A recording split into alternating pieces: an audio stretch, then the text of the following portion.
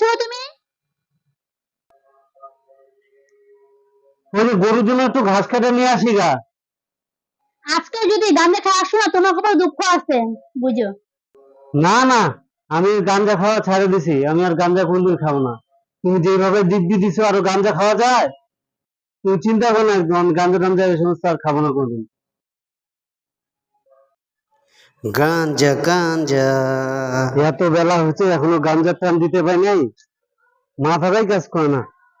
ওই যে বসি, হ্যাঁ এই জায়গায় যে তো ঠিক আছে, বসে গাঞ্জা খাওয়ার জন্য না, এখানেই খাবো।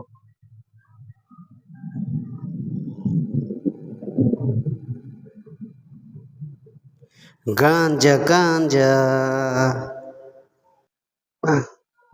বউটার জন্য শান্তি মতো গাঞ্জাও খাইতে হবে না, বাড়িতে লুকায় লুকায় খাইতে লাগে।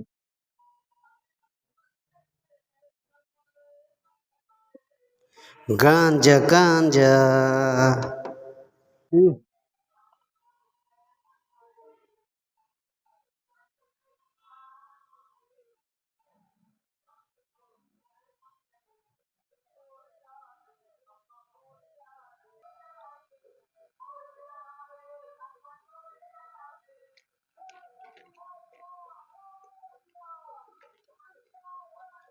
বউটা এত ক্যাটক্যাট করে না, শান্তি মতো বাড়িতে খাইতেই পাই না, খাইলেই বলে এটা কেন কেন খাইতেছো, আর কিছু খাওয়ার পাও না?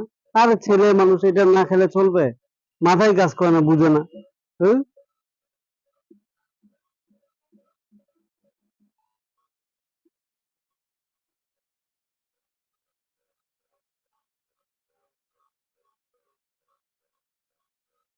গাঞ্জা গাঞ্জা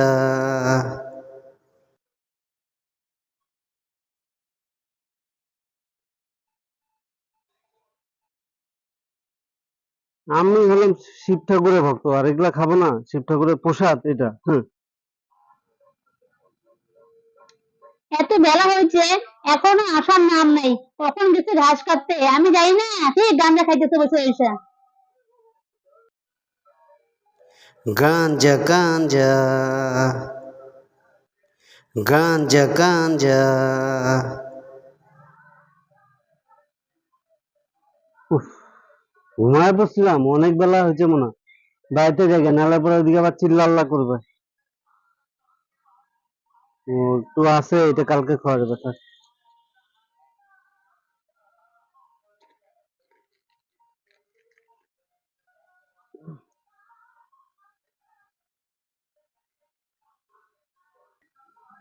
বউ, দেখো, তোমার জন্য পূজা আসছে না, যে নতুন শাড়ি নিয়ে আসছি, নতুন শাড়ি। কত ভালো হয়েছে না শাড়িটা? এটা পরে পূজা ঘুরবা, হ্যাঁ?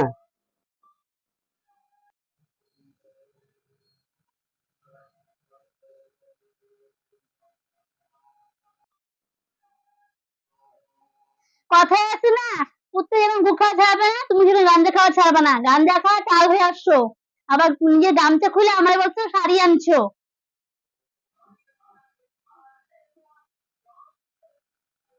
গাঞ্জা গাঞ্জা গাঞ্জা গাঞ্জা